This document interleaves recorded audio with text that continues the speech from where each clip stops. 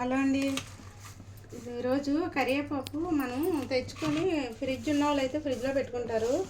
లేదన్న వాళ్ళు ఏం చేస్తున్నారంటే ఒక సీసాలోనో కవర్లో పెడితే నల్లగా అయిపోతుంది కదా. అట్లా నల్లగా అవ్వకుండా మనం ఇట్లా కొంచెం నూనెలో వేపేసుకుని ఒక గాజు అనుకోండి, వారం 15 రోజులు చక్కగా నిల్వ ఉంటుంది. మనం ఇలా వేపేసి సీసాలో పెట్టుకొని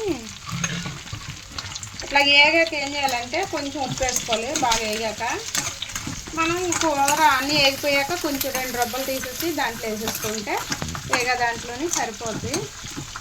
పద్దాక కరివేపాకు అంటే మనకు దొరకదు కదా. దొరికినప్పుడు మనం ఎట్లా చేసుకుంటే శుభ్రంగా కరివేపాకు తెచ్చుకొని కడిగేసి ఒక ప్లేట్లోకి మొత్తం అవన్నీ ఒలిచేసి పెట్టేసుకొని ఆరాక ఏం చేయాలంటే ఇట్లా నూనెలోని కొంచెం నూనె వేసి వేపేసుకొని చల్లారాక ఒక గాజులోని పెట్టుకొని చక్కగా మనం కరివేపాకు ఎందులోనే కూరలో వేయాలన్నప్పుడు ఏం చేయాలంటే తీసి 2 రంపులు తీసి అందులో వేసేసుకోవడమే.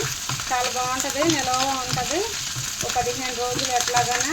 ఎందుకంటే మనం వేగిచ్చేసి కొంచెం ఉప్పు వేస్తాము. ఆ ఉప్పు వల్ల కూడా పాడవకుండా ఉంటుందని ఉప్పు వేయాలి. ఉప్పు వేసుకొని వేగిపోయాక ఉప్పు జల్లేయాలి. కళ్ళు ఉప్పు జల్లుకోవాలి. సాల్ట్ అయినా పర్వాలేదు, ఏదైనా బాగానే ఉంటుంది. ఏదైనా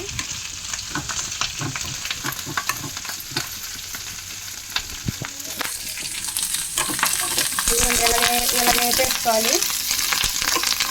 ఇలా వేపేసుకుంటే ఇలా వేగిపోయాక మనకి ఆకు కరకరలు ఆడుతుంది. కొంచెం కరకరలు ఆడినప్పుడు ఏం చేయాలంటే చక్కగా ఆపేసి ఉప్పు గల్లు జల్లేసుకోవాలి. చూడండి,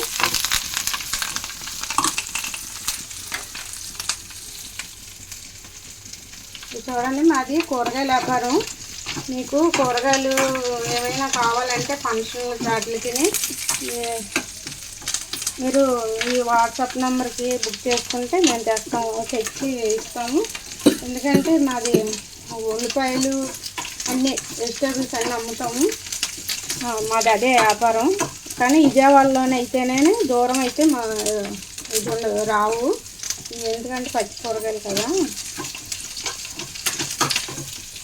చూడండి, ఇవాళ నెంబరు వాట్సాప్ నెంబర్ అదే మామూలు నెంబరు.